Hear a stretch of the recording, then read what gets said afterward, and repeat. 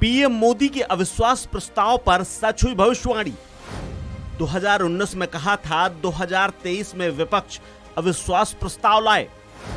मणिपुर मामले में विपक्ष लाया है अविश्वास प्रस्ताव। 2018 में अविश्वास के प्रस्ताव के बाद मैंने देखा कि मेरी आवाज, मेरा गला घोंटने का भरपूर प्रयास किया गया और उस समय मैंने आपको एक शुभकामनाएं दी थी।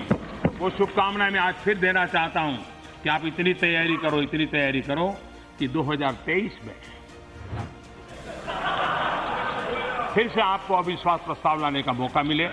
देश के सपनों को पूरा करने के लिए हमें जो ठानी है, जिसके लिए दिन रात हम मेहनत कर रहे हैं, देश जिन बीमारियों में फंसा हुआ है इससे बाहर निकालने का काम, देश जिन सपनों को लेकर के चल रहा है, इन सपनों को लेकर के योजना पूर्वक आगे बढ़ने का प्रयास, देश के संसाधनों का ऑप्टिमम यूटिलाइजेशन, पल पल देश के विकास के लिए काम आए, पाई पाई देश की भलाई के लिए काम आए, इसके हम लगातार लड़े हैं।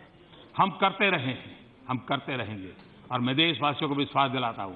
और मैंने 2018 में अविश्वास के प्रस्ताव के समय भी 2018 में अविश्वास के प्रस्ताव के बाद मैंने देखा कि मेरी आवाज, मेरा गला घोंटने का भरपूर प्रयास किया गया था।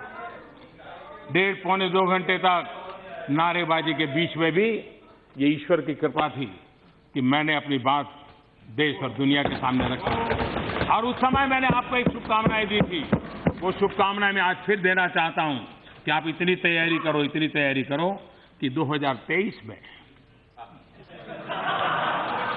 फिर से आपको अविश्वास प्रस्ताव लाने का मौका मिले। और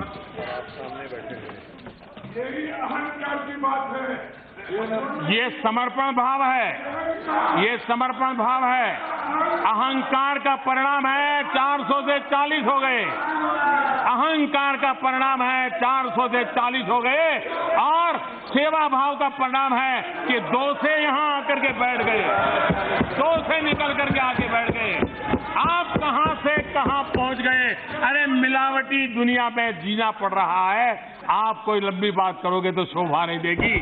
और इसलिए आने वाले दिनों में जो लोग कहते हैं कि देश आगे बढ़ा आज आगे बता रहे थे, मैं जरा कहता हूं, खड़गे जी सीनियर व्यक्ति हैं, जरा उनके अभ्यास के लिए अगर हो सके तो 47 में जो देश आजाद हुए उन्होंने 2014 तक क्या प्रगति की और 47 में आजाद हुए हिंदुस्तान ने क्या प्रगति की, ये लेखा जोखा लोगे तो पता चलेगा कि हर डगर पर आपकी विफलताएं नजर आएगी।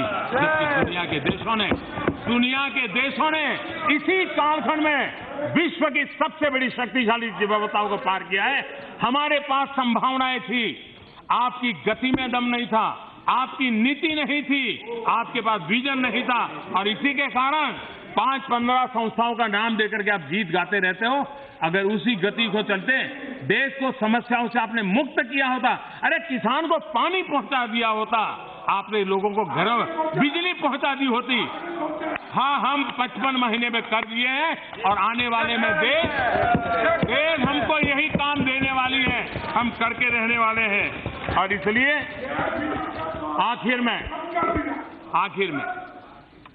आखिर में कहना चाहूंगा, आज सुबह बसवना के कुछ वचन खड़गे साहब पढ़ रहे थे, बसवना के वचन पढ़ रहे थे खड़गे साहब।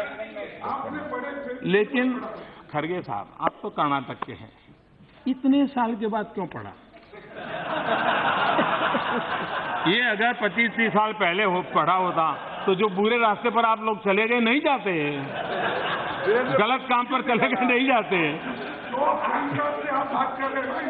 आपको ये बसवना के वचन, और मैं चाहूंगा हर कांग्रेसी के घर में बसवना का ये जो वचन आप पढ़ा ना, उसको टिंगियों के रखिए।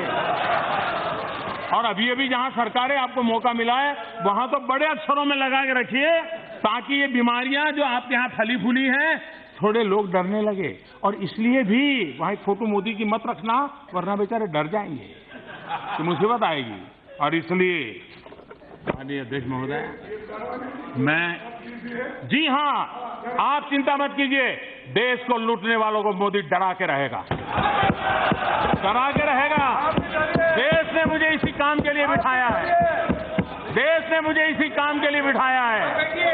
जिन्होंने देश को लूटा है, जिन्होंने देश को तबाह किया है, उनको डरना ही होगा, उनको डरना ही होगा।